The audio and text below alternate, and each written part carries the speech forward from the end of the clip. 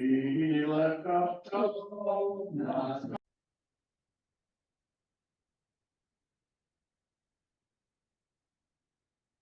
May be seated. Aksamea. So I want to look at the question of how Shavuot came to be the day that we observe the revelation at Mount Sinai, right? The liturgy, I mean, if you look at the Yahweh, the Yavo, or the Kiddush for today, it says, Yom Had HaShavuot Hazeh, this day of the festival of Shavuot, Zman Matan Torateinu, right? The season of the giving of our Torah, and there's a tradition to study Torah on the evening of Shavuot, and actually that started with the Kabbalists in Spot in the early 1500s, and the real reason that we do that is because, you know, as I explained before the Torah reading, we stand to reenact, right? And so in reading the Ten Commandments, the story of the revelation at Sinai, we reenact it. And so, I'll say this as delicately as possible. The Kabbalists wanted us to stay up all night before the reenactment so that nothing might occur which would render us ritually unfit to receive the Torah the next morning. Okay, and that's the real reason for this custom. But also, right, what is the traditional food for Shavuot? And don't say cheesecake, okay? But yes, cheesecake, but also, I mean, when I was a kid, we would visit the Tantas in Brooklyn and come home with a large box of blintzes, right? We eat blintzes on Shavuot, and at least sort of like the folk explanation for that custom is because if you take two blintzes and you put them together, it looks like a Torah scroll.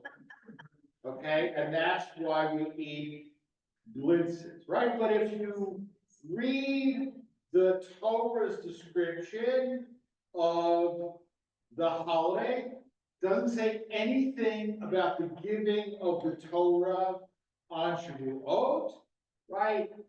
In Leviticus 23, it says we bring a wave offering or an elevation offering of a sheaf of barley to the temple on the day after the Sabbath, Mimocharat HaShabbat, of Passover, and then we start counting 50 days, right? Counting the Omer. What is the Omer? Omer is a sheaf of barley. That's what the word Omer means. It's a sheaf of barley, and they brought a sheaf of barley to the temple as an elevation offering, and then they started counting 50 days.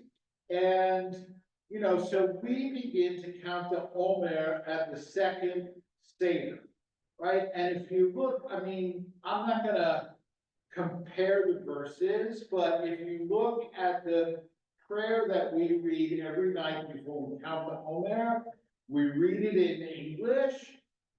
You shall count from the eve of the second day of Pesach. It says in our Siddur, the Hebrew is Mimocharat HaShabbat, the day after the Shabbat. Okay, and so our translators, our conservative movement in its wisdom has solved a textual difficulty by mistranslating the text, okay? And that's what, because it doesn't say the second day of Pesach, it says Mimocharat Shabbat, and the sages understand that to mean the second day of Pesach. Now, how can it be the day after the Shabbat becomes the second day of Pesach? Well, because the sages tell us that the word Shabbat in this verse doesn't mean Shabbat. It means a day on which work is forbidden, right? So the day after the Shabbat means the second day of Pesach, right? Because remember in the Bible, second day of Pesach isn't a Yom Tov, right? Only the first day is, right? But the Sadducees, right, the classic heretics of the Talmud, and subsequently the Karaite Jews, of whom there are still a few, they have this ridiculous, absurd belief that the word Shabbat in Leviticus 23 means Shabbat, right? I mean, how ridiculous and absurd is that, right? But so the result is, so that's why normative Jews, rabbinic Jews, i.e. us, right, and the Karaites don't observe Shavuot on the same day, okay? And when you have two branches of a people or of a religion celebrating the same holiday on a different day, it's a problem. Like normally, I mean, you might have noticed it this year, normally the Catholic Church and following after that the Protestants and the Orthodox Church observe Holy Week and Easter a week apart, okay? This day for this year, for reasons that I don't understand and have no way of having explained to me since Jed moved to Florida, but the Western Church and the Eastern Church observed Easter on the same day. And for the late Pope Francis, that was a big deal. He really thought that this was a big deal and should be the occasion for closer cooperation between the Orthodox Church and the Catholic Church. It was easy for the Pope to say, because closer cooperation means they recognize the Pope as the head of the church too, right? Which they're not gonna, but anyway, right? So, because the Karaites ridiculously and absurdly think that the word Shabbat means Shabbat, so they start counting the Omer the day after the Shabbat of Pesach, right? Which means that Shavuot for the Karaites is always on a Sunday. It's always on a Sunday, but it's not necessarily on the same day of the calendar, right? Whereas for us, it's not the same day of the week, but it's always on the sixth day of Sivan. Okay, now, who cares, right? Why? And the difference is that for the Karaites, because they only accept, right, they claim we only accept the original meaning of the Bible, we don't accept the rabbinic interpretation, right? So for them, it's still about bringing the first fruits to the temple. For us, it's about what? Zman Matan Torah Ten, the day that the Torah was given. Right now, why that shift? Okay, now, question. How many of you are farmers? Farmers. What? Now? No.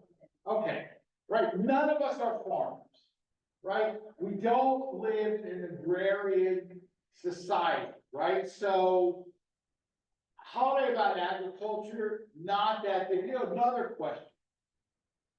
How many of you either, wait until I finish the question, either study the Torah sometimes or feel guilty about not studying the Torah? All right, either one, raise your hand, right? Okay, so Charlie, you don't study or feel guilty. Okay. Okay. You study, but you do study. I mean, if nothing else, you're here on Saturday and I'm talking about the Torah, right? Okay, so, in other words, society changed, and so the meaning of the holiday changed accordingly with the change in society, right? And so if you have a holiday that marks a specific event, it should fall on the same day as that event, right? So if they calculated that the Torah was given on the 6th of Sivan, it's really important that the holiday fall on the 6th of Sivan, right? And the only way to make that happen is to start counting on the second day of Pesach, not on the Sunday or the Saturday night during. And I'm not going to get into who's right and who's wrong, doesn't matter, right? But the point is, right, if we're going to observe Shavuot as the day of the revelation at Sinai, it has to be on the day of the revelation at Sinai. Right now, I am old enough, and most of you as well, to remember when Congress changed the dates, the observance of several holidays, right? I mean, right? Memorial Day is now always on a Monday, right? And thank God for that, right? We get 3-day weekends, but it's not on, the date of the event anymore, right? And I am absolutely convinced that the only reason they didn't make Independence Day a Monday holiday is because nobody calls it Independence Day, right? We call it the 4th of July. And, be an absurd question, right? When does the 4th of July fall this year, right? Oh, this year it fall, actually, so if the 4th of, if I did it myself, if Independence Day was a Monday holiday, this year the 4th of July would be the 7th of July. Right, because the 4th of July is a Friday, so we actually do get a 3-day weekend out of it. But, right, that's the thing, right, you cannot have the 4th of July on the 7th of July. It just doesn't work.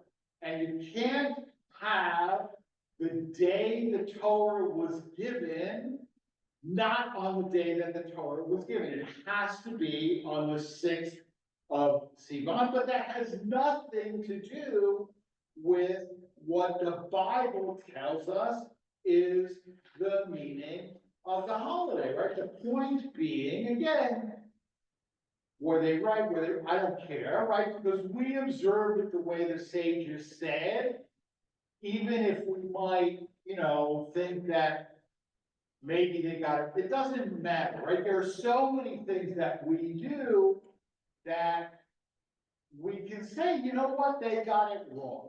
Right? I mean, as far as I'm concerned, the idea that chicken is meat and that therefore we can't have chicken parmesan, and I'm from New Jersey, right? They got it wrong. I don't care. I mean, I still treat chicken as meat and don't eat chicken, right? But the point is, right, we don't have to agree with what they did, but if you're gonna be observant, you have to follow what they did, right? But why did they do it? They did it because society changed. And when society changes, the needs of the people change. And when the needs of the people change, the rules of the religion can change, right? This is not to say that any particular change is good or bad, that any particular change is warranted or not warranted. It is just to demonstrate that the sages, in fact, changed things, and they changed things to make Judaism work for their people, and therefore we have, I believe, the right and the obligation to make Judaism change cautiously, carefully, dare I say, conservatively, right? Because we're the right, for our people, but fact, Judaism has changed, therefore fact, Judaism can change. Chag Sameach. Yeah. You said that, knowing from teaching that we observe certain holidays twice, where Israel observed them once. And the reason was because we did transfer or yada. But if we can change, why is it still held that we have to do on certain holidays? Why am that? Right, well, all right, so the reason in the Talmud is simply, it says, observe the customs of your ancestors. All right, that's the only reason. I mean, in point of fact, you know, a little known ruling of the law committee from the 1960s, we can get rid of the second day, except for Rosh Hashanah, which is different, okay? But we can get rid of the second day if we choose, again, not to take a position pro or con, just to point out that this is another thing that we can do, but the Talmudic reason is simply to observe the custom of your ancestors. I thought you were going to ask me another question, a related question, which Lloyd asked me, which is, since it's out of doubt, Shavuot really should be only one day. Because there's no doubt, because we know when the 50th day is, right? And I speculated, and my speculating was correct. It's simply because to not differentiate between Shavuot and the other holidays. Because then people might say, well, Shavuot can be only, you know, we don't have to observe the second day of Shavuot, then we don't have to observe the second day of Pesach, et cetera, et cetera. All right.